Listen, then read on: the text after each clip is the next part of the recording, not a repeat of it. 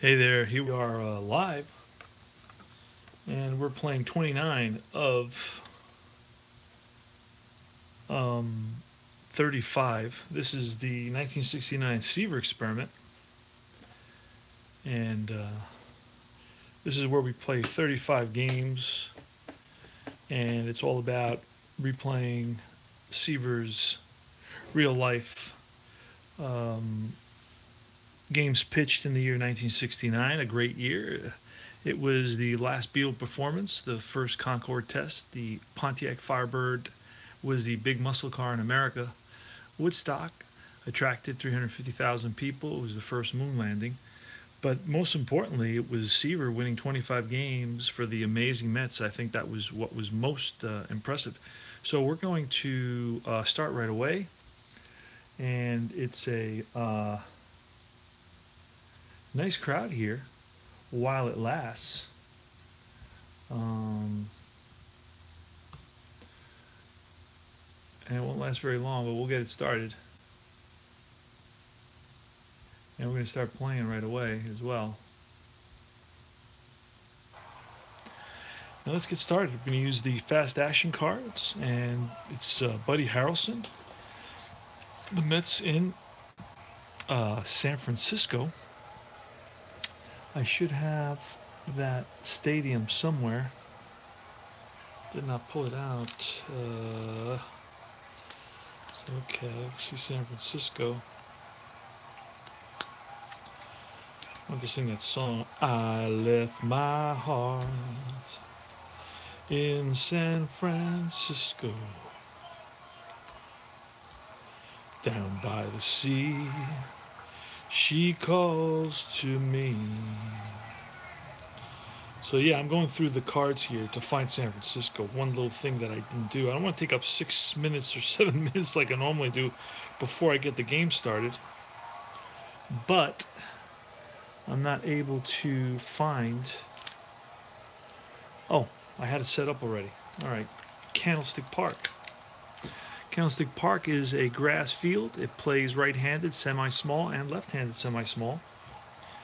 And we're ready to roll. I just didn't have it written down, but I had it on the side there. So we're going to start at 2:38 time into the video. And we're going to play a few minutes, and I'm going to check it out, make sure that I had a disaster before. Oh, I want to show you a couple things. I got to take a second to do this.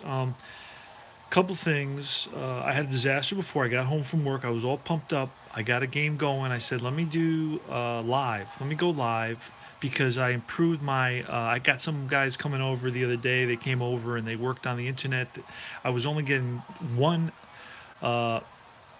level upload speed when I was paying for a 10 upload speed. They fixed it. They gave me a new box. They said, okay, now you're at 10. So I know that my live videos were kind of blurry, all right, very blurry. So it could be because of that poor upload speed. So I got home today and I thought I was using my internet, my Wi-Fi here at the house, but no, I had my Wi-Fi turned off. So I was using my phone.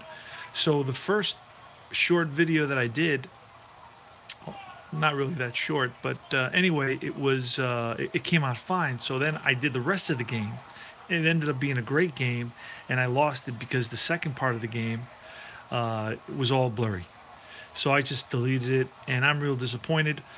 So I'm trying it again. I'm going to do a couple minutes of this. Actually, you know what? I'm just going to do this introduction, and then I'm going to stop it, and then I'm going to see how it looks. And if it looks okay, if I'm happy with it, I'll continue on live. If anybody joins us and they want to tell me, hey, listen, it's coming out blurry, you do that, and then I'll go off and I'll just record it and then upload it later. So what did I do now? I wanted to use the actual, I use the actual lineups, and I write down all the subs to try to get them in the game the best I can. Sometimes I do, sometimes I don't. Sometimes I don't make as many changes as maybe I would normally make changes because, it's time consuming and it's a replay, and I don't want to make changes and changes and changes. Now, so anyway, in this game, I wanted to use the actual lineups, and well, in all the games I use the actual lineups, but I wanted to use the umpires, the actual umpires at the correct bases.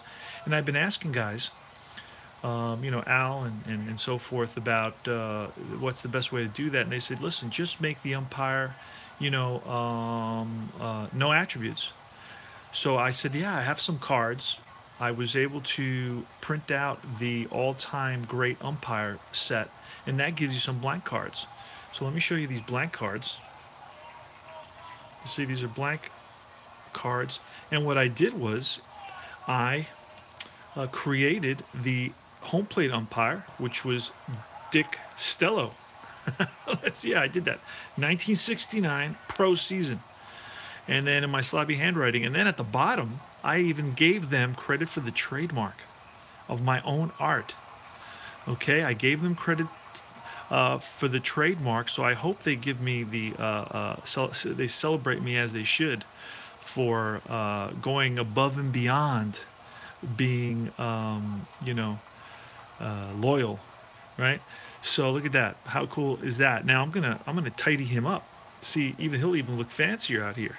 Dick Stello, right? 1969 umpire. So I'm tidying him up, making him look fancy. And look at that. That's hilarious. Okay. Dick Stello, he's at home plate today. And my other umpire that I created is Bob Engel. I didn't go as much out of my way. Pretty fundamental. He's the third base umpire today. He's got no attributes. And I ordered the book. So as soon as I get my book in, I will be able to learn a little bit about the attributes and try to figure that out and ask some questions and drive guys crazy. But guys kind of help me out to do these antics.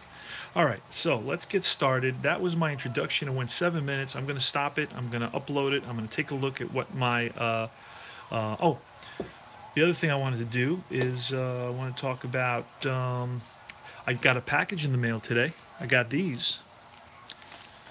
I got 4 packs for $13. The last time I bought 1 pack for $5.